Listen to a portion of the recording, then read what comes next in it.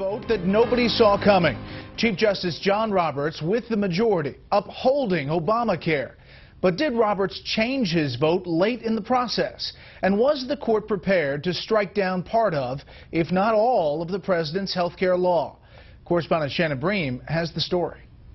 There are a lot of clues in the structure of the opinion that suggest that this may have been a late switch. There are strong signals tonight that Chief Justice John Roberts may have flipped his vote in recent weeks to side with the court's liberal bloc, finding the mandate in the health care law a constitutional use of congressional taxing power, after initially agreeing with conservatives to throw out the entire law. The dissent definitely does seem in places to have at least at one point been a majority opinion. You can see various verbal clues. One other notable aspect is the fact that they pointed out that the tax issue wasn't really discussed at argument.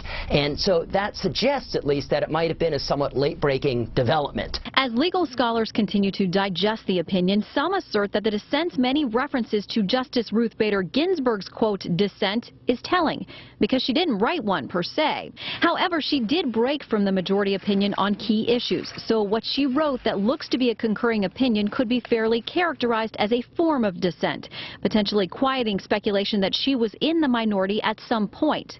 The law supporters say the opinion simply proves that Roberts is truly functioning as the umpire he promised to be during his confirmation hearings, calling only balls and strikes. I think that the Affordable Care Act opinion goes a long way toward saying that the Roberts Court is not just motivated by politics, that at times they can put the law and the good of the country above their personal political preferences and do what the Constitution requires.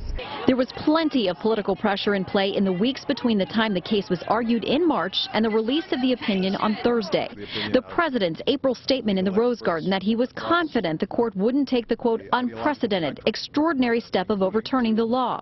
And the very public lecture by Senate Judiciary Committee Chair Democrat Patrick Leahy, who called on Roberts to put the brakes on a Supreme Court he viewed as increasingly political.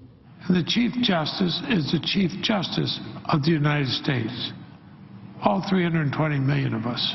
If worries about the public's perception of the court did sway Roberts at some point, some legal scholars say that could backfire. I think he's called the integrity of the court into question by at least having the appearance here, particularly as we talked about with the appearance that he may have switched his opinion late in the process.